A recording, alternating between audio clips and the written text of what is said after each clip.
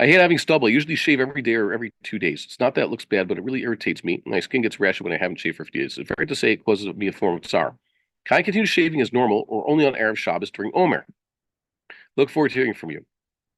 Well, that's a skin condition. Okay. So one, the I think the rabbi's opinion is that you're not supposed to be shaving. Really, if you wanted, you could trim the hair of your face using scissors, but if you are using the standard machines that are out there, the ones that claim to get a really close shave and you'll end up with a nice smooth face and everything like that, even if it is entirely with scissor action, that's still including the prohibition of marring one's beard, destruction of the beard, as though it mimics the action of a razor, so it's forbidden. There are many who hold that way. Well, the areas of the beard that's forbidden to shave with a razor. What areas of that? It's like the five corners, which is, by the way, it says corners. It's a large patch, so it's like the upper jaw and the lower jaw, on each side, and the chin, and like the connecting spaces. Maybe there's a spot in your cheek you could shave, but that wouldn't help. And not including this is the mustache and the neck. Okay, so you could technically shave the back of your neck also to get a nice sharp haircut. You can shave, and technically speaking, to shave your head where it's not your payas. Why would you do such a thing? Okay, there's some people who do that. Again, there's no mitzvah to shave your head. Even Kohanim worked in the base of Mikdash did not have a commandment to completely shave their heads. They were just told to get, yeah, only a Nazir and a Mitzvah and people like that upon purification. But Minastam, a regular Kohen who would completely shave his head, Mr. Clean Lex Luthor style, that's not proper. He should have a very short haircut, look like a soldier in God's army. So shaving one's face entirely isn't exactly the right thing to do. Assuming you're cutting your beard very short, according to halacha, whether with those who permit shaving with a certain type of machine that mimics a scissor, or you use some other permissible trimmer to really cut your beard short, can you continue cutting your beard during the Omer? Technically speaking, there are those who would permit. The question is, to what extent should we be observing the Omer until now?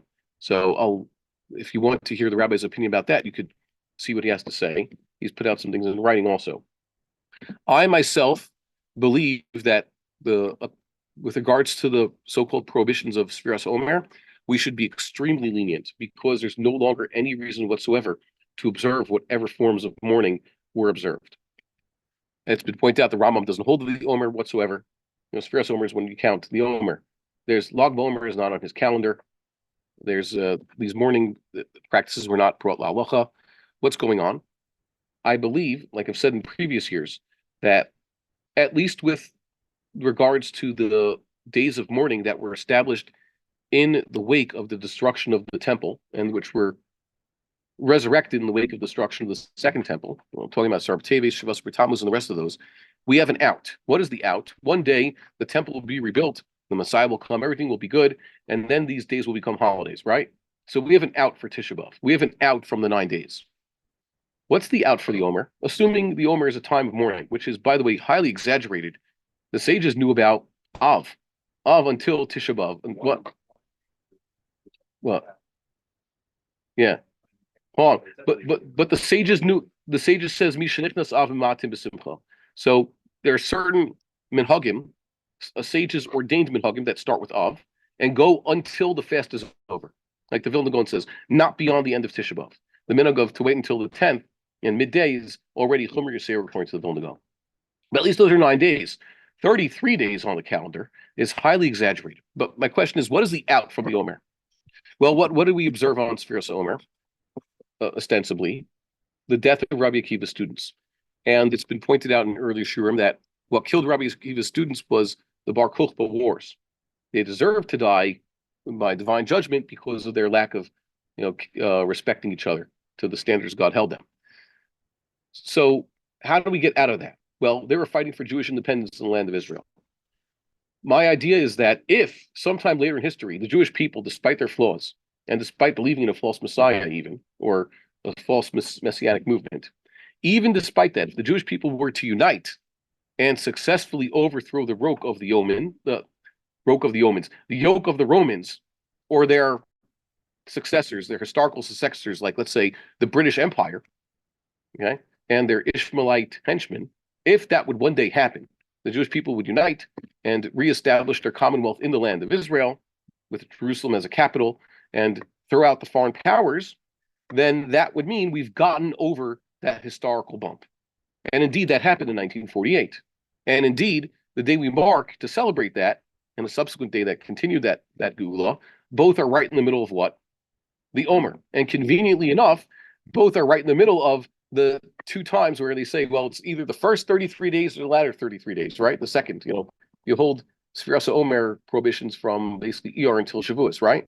So it's convenient that both those days fall out right in the middle of ER that show us that heaven has already ordained that we should not be observing this time as mourning. And this is always the classic problem.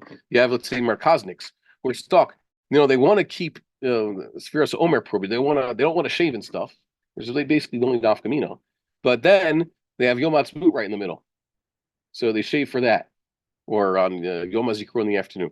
My point is there was a weak reason to keep Omer prohibitions, and we've already gotten over that.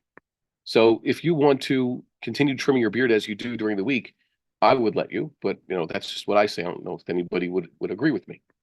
So you might have on whom to rely to continue shaving your face. If it's a real medical reason to do this, by the way, if you have a medical reason to do anything, dermatologically speaking, so you might have a heter. And sometimes it's just sometimes people get psychological, like, oh no, I can't shave. So now they start scratching themselves, and mamela they get a rash or something like that. So you have to ask yourself, is your discomfort just because you're too squeamish and you gotta get over it? You too much of an instantness, or is it something real? And I've seen a lot of times for these types of things, it turns out the person's just being I wouldn't say he's being a baby. You're saying maybe he's just a little bit pampered. That's why that you go off to war. Many of us are too marshmallow, right? And then you have to sleep out in the field with the same boots on and the same clothing for a week. And then you suddenly realize, I maybe I could suffer a little discomfort every now and then, and it won't be so bad, right? You don't have to sleep with air conditioning every single night.